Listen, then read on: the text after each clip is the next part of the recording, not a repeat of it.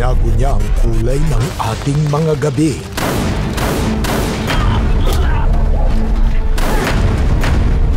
Sinisimbolo niya is yung katapangan. Dahil sa pagharurot ng kanyang kabayanihan.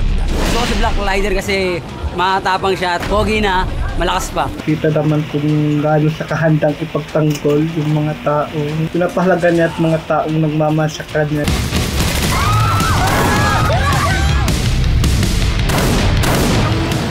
Sinugod po yung bayan at handang-handa po siyang ipaglaban po talaga.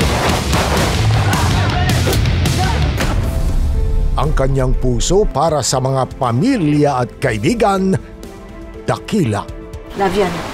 Ano man ang mangyari, dito lang lagi para sa inyo. Mahalaga sa kabarangay, sa ibang taong may nangangailangan. Sa kapwa-tao, binibigyan niya ng halaga. Si Elias o Black Rider ay suportado at minamahal ng mga tao dahil sa kanyang mabuting puso.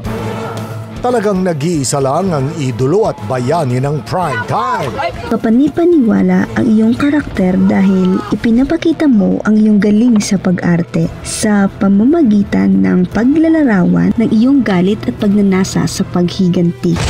Sabay-sabay tayong umarangkada kasama si Elias Guerrero sa heroic finale weeks ng Black Rider! Kuha mo yung pagmamahal namin. Black Rider, ikaw ang hero ko.